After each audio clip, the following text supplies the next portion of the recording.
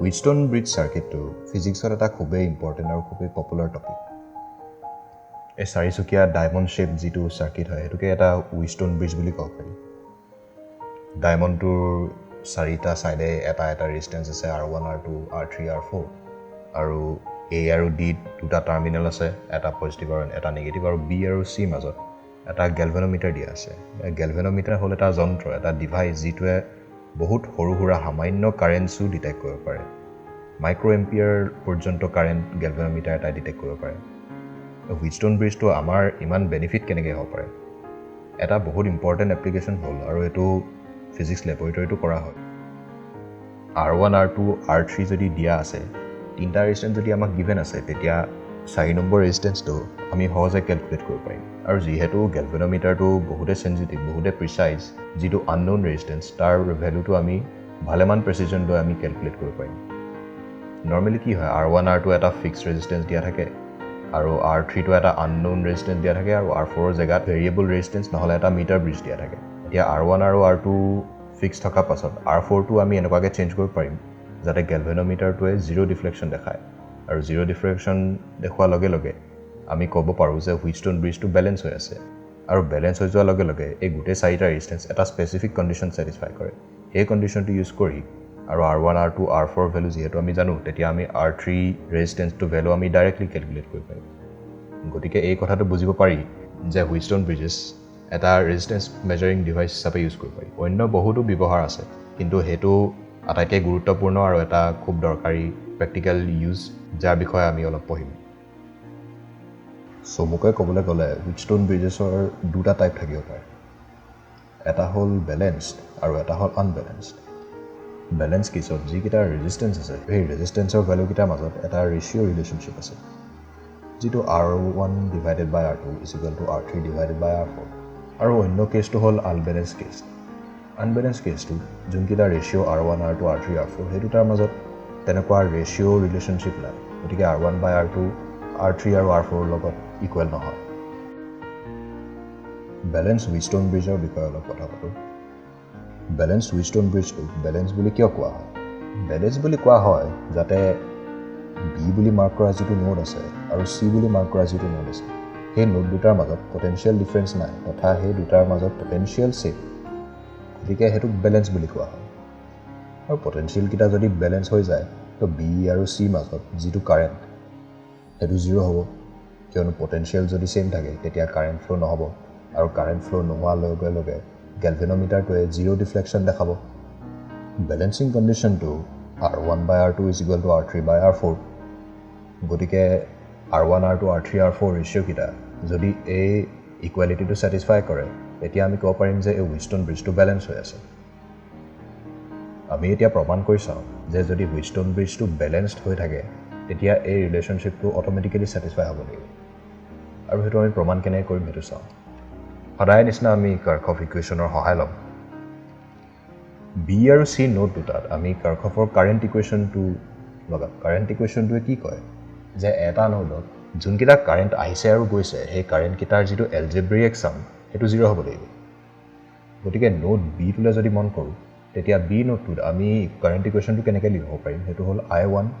Minus IG minus I3 is equal two 0। আৰু C নোডটোলৈ যদি মন কৰোঁ, তেতিয়া তাত আমি লিখিব পাৰিম I2 plus IG minus I4 is equal two 0। মন কৰিবা যে প্লাছ চাইন মানে কাৰেণ্টটো ভিতৰলৈ আহিছে আৰু মাইনাছ চাইন মানে কাৰেণ্টটো বাহিৰলৈ ওলাই গৈছে। গতিকে তাৰ অনুসৰিয়ে প্লাছ চাইন আৰু মাইনাছ চাইনটো আমি কাৰেণ্টটোক দিব লাগিব। আৰু বেলেঞ্চ ষ্টেটৰ কণ্ডিশ্যনটো যদি এপ্লাই কৰোঁ, তেতিয়া মনত পৰিব গেলভেনোমিটাৰ কাৰেণ্টটো 0 হয়। গতিকে IG ইকুৱেল টু 0 বুলি আমি ভেলুটো এই ইকুৱেশ্যন দুটাত বহাই দিব পাৰোঁ। প্ৰথম ইকুৱেশ্যনটোত যদি IG ইকুৱেল টু 0 বহাই দিওঁ, তেতিয়া I1 is equal two I3 পাই যাম। আৰু দ্বিতীয় ইকুৱেশ্যনটো যদি IG ইকুৱেল টু 0 বহাই দিওঁ, তেতিয়া I2 ইকুৱেল টু I4 পাই যাম। কাৰেণ্টটোক আমি ohms ল'ৰ সহায় লৈ আমি V বাই R লিখিব পাৰোঁ। Potential difference divided by resistance লিখিব পাৰোঁ। গতিকে I1টোক VA minus VB divided by R1 আৰু I3টোক VB minus VD divided by R3 বুলি লিখিব পাৰোঁ। গতিকে VA minus VB by R1 is equal to VB minus VD by R3। আৰু তেনেকৈ I2ক আমি VA মাইনাছ VC বাই R2 লিখিব পাৰোঁ। আৰু I4 VC minus VD by R4 লিখিব পাৰোঁ গতিকে VA minus VC by R2 is equal to VC minus VD by R4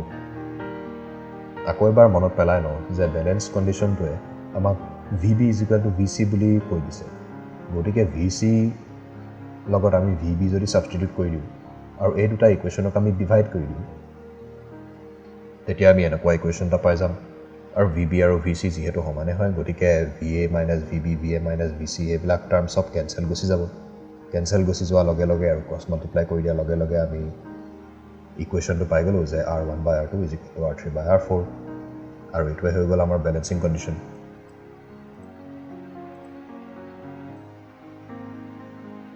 R1 by R2 equal to R3 by R4 হ'লে যে Wheatstone bridge circuitটো balance হৈ যায় সেইটো আমি জানিলোঁ কিন্তু সেইটো জনাৰ লগে লগে আমাৰ সুবিধা কেনেকৈ হৈ যায় সেইটো চাম Wheatstone bridgeটো বেলেঞ্চ হৈ থকা মানে ডাইৰেক্টলি আমি কৈ দিব পাৰোঁ যে IG equal to 0 গতিকে G মানে যিটো গেলভেনোমিটাৰ B আৰু C মাজত লাগি আছে B আৰু C মাজত যদি অকণো কাৰেণ্ট যোৱাই নাই তেতিয়া B আৰু C মাজত যিডাল ব্ৰিজ আছে যিডাল দলং আছে সেই দলংডাল আচলতে ওপেন সাৰ্কিট বুলিয়ে ধৰিব পাৰি যিহেতু ওপেন সাৰ্কিটৰ মাজেদি অকণো কাৰেণ্ট নাযায় গতিকে কাৰেণ্ট নোযোৱাৰ লগে লগে আমি B আৰু C মাজত যিটো গেলভেনোমিটাৰ ব্ৰাঞ্চটো আছে সেই ব্ৰাঞ্চডাল আমি আঁতৰাই দিব পাৰোঁ আঁতৰাই দিয়াৰ লগে লগে ৰাইট ছাইডে যি ওলাল সেই সাৰ্কিটটো দেখি গম পোৱা গৈছে যে কেৱল পেৰালেল আৰু সিৰিজ কম্বিনেশ্যন লগাই আমি সাৰ্কিটটো সলভ কৰি দিব পাৰোঁ ওপৰত R1 আৰু R3 সিৰিজত আছে তলত R2 আৰু R4 সিৰিজত আছে আৰু ইতিমধ্যে R1 plus R3 parallel R2 plus R4 two net resistance বুলি ধৰা পৰিল গতিকে আমি গম পালোঁ যে Wheatstone bridgeটো যদি বেলেঞ্চ হৈ যায় তেতিয়া আমি তাক সহজে সিৰিজ আৰু পেৰালেল কম্বিনেশ্যন লগাই সলভ কৰি দিব পৰা যাব বেলেঞ্চ Wheatstone bridgeটোৰ বিষয়ে আমি ঠিকেই দেখিলোঁ কিন্তু আনবেলেঞ্চ Wheatstone bridgeটো আমি কি কৰিম আনবেলেঞ্চ Wheatstone bridgeটোত R1 by R2 is equal to R3 by R4 সেই কণ্ডিশ্যনটো ছেটিছফাই নাই হোৱা গতিকে সাৰ্কিটটো বেলেঞ্চ হৈ থকা নাই আৰু B আৰু C মাজত যিটো কাৰেণ্ট ফ্ল' সেইটো এটা নন জিৰ' কোৱান্টিটি গতিকে এইটোক আমি কেনেকৈ সলভ কৰিম এতিয়া গোটেই সাৰ্কিটটো যদি একজেক্টলি সলভ কৰিব লাগে গোটেই কাৰেণ্ট আৰু গোটেই নেট ৰেজিষ্টেন্সৰ ভেলুকেইটা ইণ্ডিভিজুৱেলি এটা এটাকৈ যদি উলিয়াব লাগে তেতিয়া কাৰ্খফ ইকুৱেশ্যনৰ সুবিধা লোৱাটোৱে আটাইতকৈ ভাল হ'ব কিন্তু সেইটো কৰিবলৈ যদি যাওঁ তেতিয়া আমাক তিনিটা আনন'নৰ তিনিটা ইকুৱেশ্যন আমি পাম লিনিয়াৰ ছিষ্টেম ইন 3 ইকুৱেশ্যনছ আমি এটা সলভ কৰিব লাগিব যিটোত কেলকুলেশ্যন বহুত আছে আৰু ভুল হোৱাৰ সম্ভাৱনা এটা থাকে গতিকে সেইটো নকৰি আমি যদি বেলেগ এটা মেথড ব্যৱহাৰ কৰোঁ যিটোক এটা ডেল্টা ষ্টাৰ ট্ৰেন্সফৰ্ম বুলি কয় তেতিয়া আমি কি কৰিব পাৰিম এই Wheatstone bridgeৰ চেহেৰাটো অলপ সলাই দিব পাৰিম যাতে সেই সাৰ্কিটটোকো আমি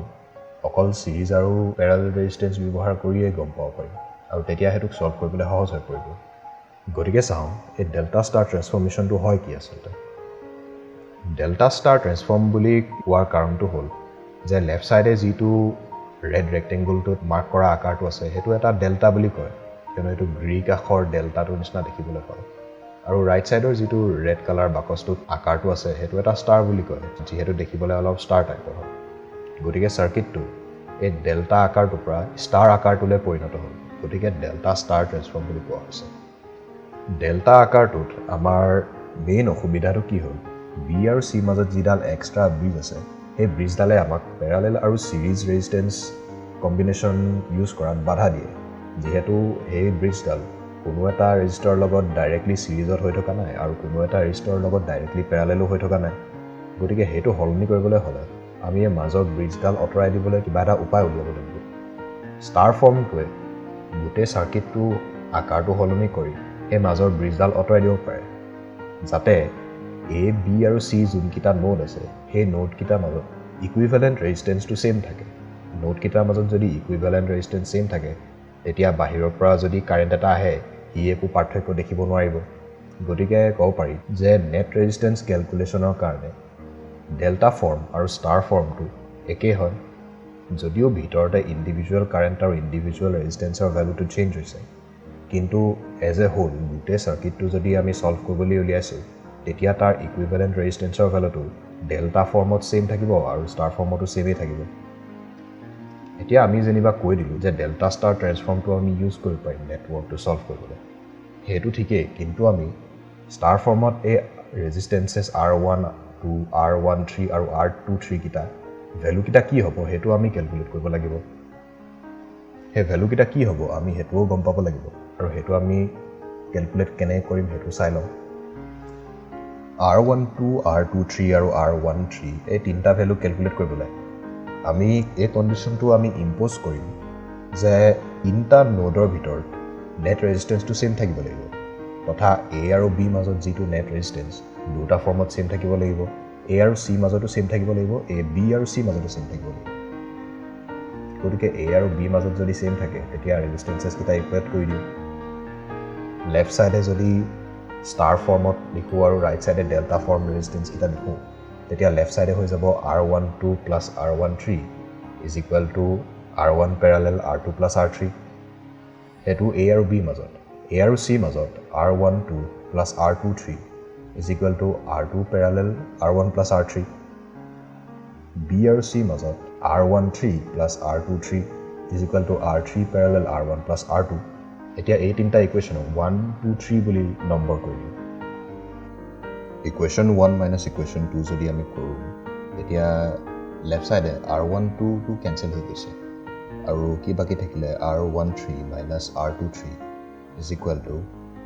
right side আমি parallel resistance-or formula-টো বহাই দিলো গতিকে R1 into R2 plus R3 divided by R1 plus R2 plus R3 minus R3 into R1 plus R2 divided by R1 plus R2 plus R3 এতিয়া ওপৰ ব্ৰেকেটৰ মাজত মাল্টিপ্লাই কৰিলো আৰু কমন ডিনোমিনেটৰ লৈ মাইনাস কৰি দিলো তো কি বাকি থাকিলে R1 R3 minus R2 R3 divided by R1 plus R2 plus R3 এতিয়া এই ইকুৱেশ্যনটো যদি আমি ইকুৱেশ্যন 3 টো এড কৰি দিও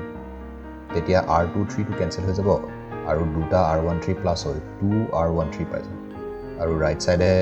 R1 R3 minus R2 R3 divided by R1 plus R2 plus R3 plus R1 R3 plus R2 R3 divided by R1 plus R2 plus R3 এতিয়া আকৌ যদি কমন ডিনোমিনেটৰ লৈ প্লাস মাইনাস কৰি দিও তেতিয়া R2 R3 কেনসেল যাব আৰু R1 R3 add হৈ 2R1 R3 বাকি থাকিব এতিয়া দুটা সাইডৰ পৰা 2 কেনসেল গল R13 is equal to R1 R3 divided by R1 plus R2 plus R3 এতিয়া আমি তিনটাৰ ভিতৰত এটা ভ্যালু পাই গলো যেটো R13 এতিয়া R23 আৰু R12 এই দুটা ভ্যালুও আমি সিমিলাৰলি ক্যালকুলেট কৰিব পাৰিম ক্যালকুলেশনটো সিমিলাৰ হ'ব মাত্ৰ হেতুৱে নহয় আমি যদি সিমেট্ৰি আৰ্গুমেন্টটো ইউজ কৰো তেতিয়াও আমি R23 আৰু R12 ৰ ভ্যালু কিটা আমি গেছ কৰি লিখিব পাৰিম গতিকে তেনেকৈ আমি গোটেই তিনটা স্টাৰ ফৰ্ম ৰেজিষ্টেন্সৰ ভ্যালু কিটা পাই গলো যেহেতু R12 is equal to R1 R2 divided by R1 plus R2 plus R3 R23 is equal to R2 R3 divided by R1 plus R2 plus R3 আৰু R13 is equal to R1 R3 divided by R1 plus R2 plus R3